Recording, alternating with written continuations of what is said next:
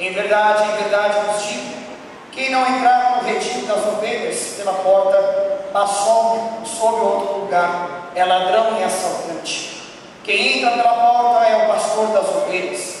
A esse o porteiro abre, e as ovelhas escutam a sua voz. Ele chama as ovelhas pelo nome e as conduz para fora. E depois de fazer sair todas as que são suas, caminha à sua frente, e as ovelhas o seguem, porque conhecem a sua voz. Mas não seguem um estranho, antes fogem dele, porque não conhecem a voz dos estranhos. Jesus contou-lhes essa parábola, mas eles não entenderam o que ele queria dizer. Então Jesus continuou: em verdade vos digo, eu sou a porta das ovelhas. Todos aqueles que vierem antes de mim são ladrões e assaltantes, mas as ovelhas não a escutaram. Eu sou a porta, quem entrar por mim será salvo, entrará e sairá e encontrará pastagem. O ladrão só vem para roubar, matar e destruir. Eu vim para que tenham a vida e a tenham em abundância. Palavra da salvação.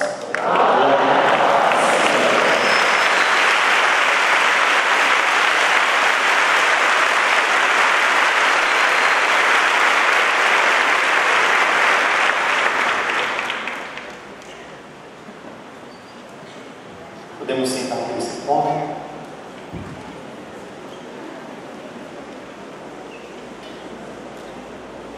Quando eu rezava esses dias, me vinha muito para falar sobre a maldição sobre as famílias, dos pais, dos filhos. E Deus me deu uma palavra, e eu nunca tinha olhado com esses olhos. Que interessante, quando a gente lê a palavra de Deus, Deus sempre nos dá uma palavra nova. Deus sempre nos mostra algo novo. E eu quero falar um pouquinho sobre a história que está no livro de Tobias, que é de Sara e de Tobit. Tobit, ele era um homem justo, um homem piedoso, e ele vai receber uma situação muito delicada. Um belo dia ele está deitado dormindo, descansando um pouco, e literalmente, como está escrito na palavra de Deus, enquanto dormia, caiu-lhe um ninho de andorinhas, esterco quente nos olhos, e ele tornou-se cego. Recebeu uma cagada no olho. Está escrito esterco, merda, certo? Está escrito na Bíblia, não posso fazer nada, tá bom? Vocês reclamam para Deus. Está escrito aqui.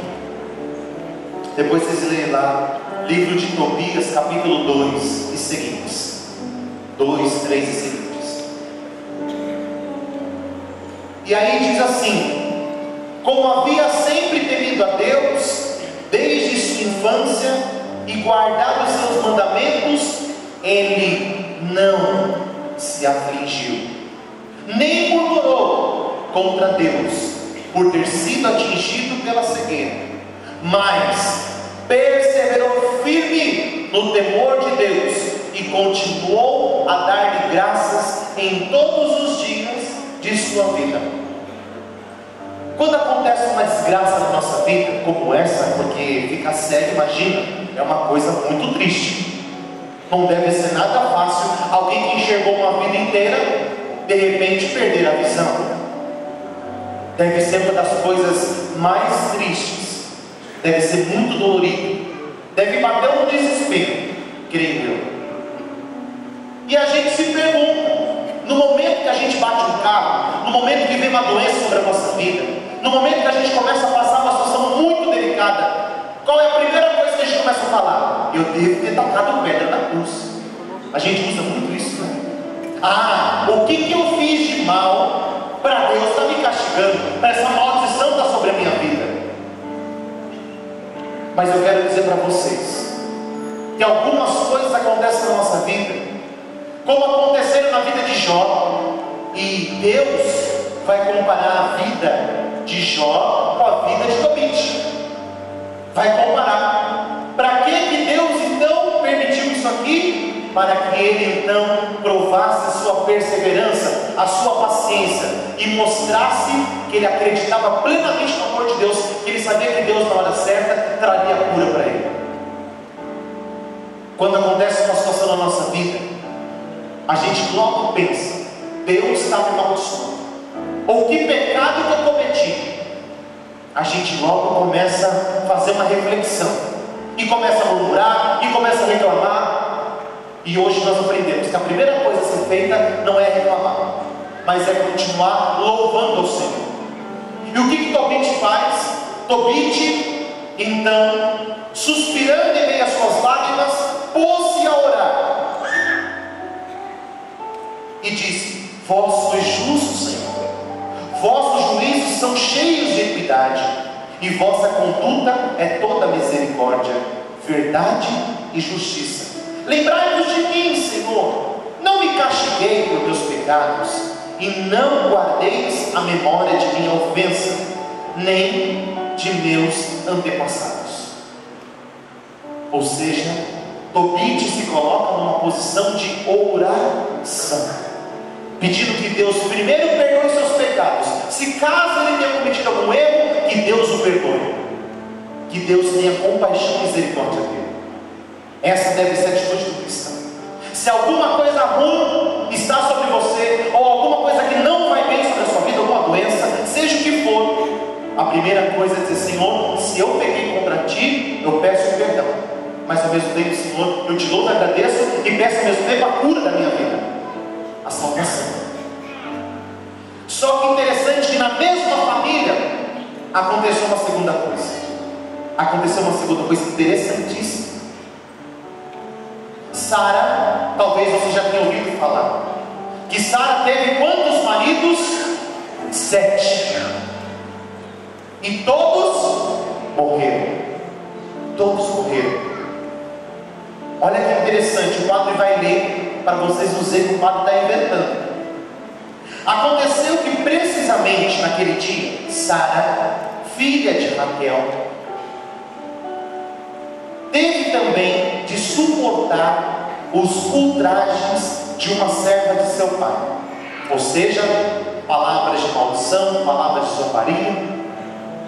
Sara, ela tinha sido dada sucessivamente a 7 maridos, mas logo que eles se aproximaram dela, um demônio, escuta isso, um demônio chamado Asmodeu os matava.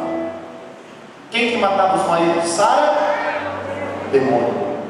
Está na Bíblia, depois você lê. Onde está isso, padre? Livro de Tobias, capítulo 3, versículos 7 seguintes, na sequência da situação de Tobit. E o que Sara então faz? Tendo Sara repreendido, olha que bonito, tendo Sara repreendido a jovem, ela repreendeu e disse: olha, não diga essas palavras para mim, nós temos que aprender a repreender o demônio, a repreender o inimigo, em nome de Jesus. Cala a boca, fica quieto, aqui você não tem vez na minha casa, na minha família não. Nós temos que aprender a repreender o mal. O mal tem que ter medo de nós, não é que nós temos que ter medo do mal. O demônio tem que ter medo de você, porque você é filho de Deus. Você não tem que ter medo do mal. Você não tem que ter medo quando alguém lança uma maldição sobre você.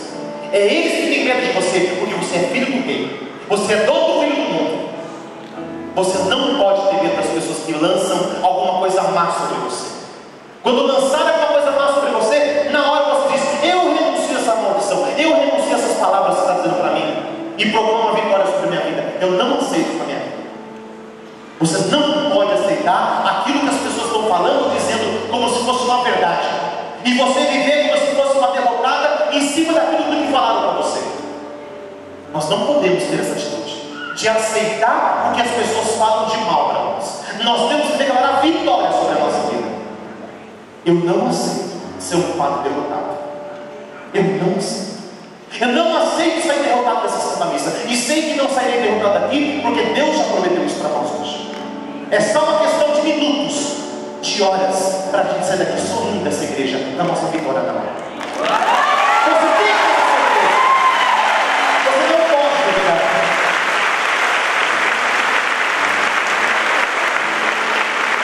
Sara repreendeu a jovem.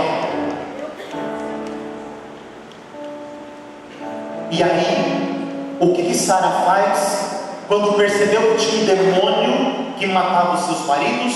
O que Sara faz? Ouvindo isso, olha a atitude de Sara, que deveria ser a nossa atitude, como foi a atitude de Tobit. O que Sara fez? Sara subiu ao quarto e ficou 3 dias completos, sem comer nem beber, orando com fervor, não como derrotado, orando com fervor, jejuando, sem comer nem beber durante 3 dias completos, e suplicava a Deus, chorando, que livrasse dessa humilhação. Ao 3º dia, acabou sua oração, bendizendo o Senhor desta forma. E aí ela faz toda uma oração de agradecimento ao Senhor. Lá no versículo 24 vai dizer depois, para resumir a história, as 2 orações. Quais 2 orações? A de Tobit e de Sara. As 2 orações foram ouvidas ao mesmo tempo. Ou seja, não importa quanto nós somos aqui, Deus ouve todos. Ele é atemporal, Ele não está no tempo. Deus não usa relógio. Deus não é limitado como eu e você, que a gente precisa conversar com uma pessoa, depois com a outra. Deus ouve todos nós ao mesmo tempo. Deus, Ele é perfeito. Estas 2 orações foram ouvidas ao mesmo tempo. Outra coisa que nós podemos aprender aqui: onde 2 ou mais estiverem reunidos no meu nome, ali o Senhor. Quando nós estamos aqui, Deus está conosco. E se Ele está conosco, não tem mal que Ele existe nessa noite. E aí nós aprendemos, como os apóstolos, que viviam em comunidade. E quando eles oravam unidos, como no dia de Pentecostes, quando eles oravam unidos, Deus se dobrava sobre ele e enviava o Espírito Santo, e os milagres aconteciam, as graças aconteciam. Você tem que aprender a orar em comunidade. Nós temos mais força quando oramos juntos, como família, como irmãos. O padre vai repetir: estas 2 orações de Tobit e Sara foram ouvidas ao mesmo tempo, diante da glória do Deus Altíssimo. E um santo anjo do Senhor, Rafael, está escrito na palavra de Deus, São Rafael arcanjo, foi enviado para curar Tobit e Sara daquele demônio. Deus enviou esses anjos para nos curar, São Miguel, São Gabriel e São Rafael. Vamos aplaudir os anjos de Deus. Gente, que lindo esse evangelho, que linda essa passagem, que lindo.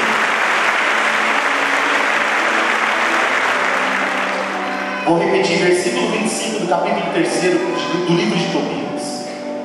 E um santo anjo do Senhor, Rafael, foi enviado para curar Tobit e Sara, cujas preces tinham sido simultaneamente dirigidas ao Senhor.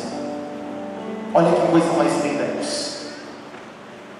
Olha que coisa mais linda. Quando o padre pede os anjos, não é à toa.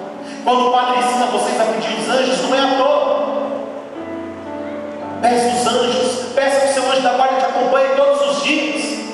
Fale com o seu anjo da guarda. Nós temos que pedir a presença dos anjos.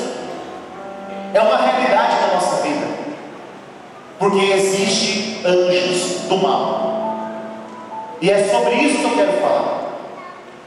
Existe um anjo mau que se chama Asmodeu. Eu fui procurar e fui estudar esse anjo chamado Asmodeu. Ele nada menos, nada mais, é um anjo abaixo de Lúcifer. Esse anjo é o anjo da luxúria, do sexo desordenado. É o anjo que destrói as famílias, que separa os matrimônios. É o anjo que destrói as famílias. O anjo mau, Asmodeu. Vocês sabem com quem você tem que lutar agora. Eu quero desmascarar esse anjo do mal nessa noite aqui.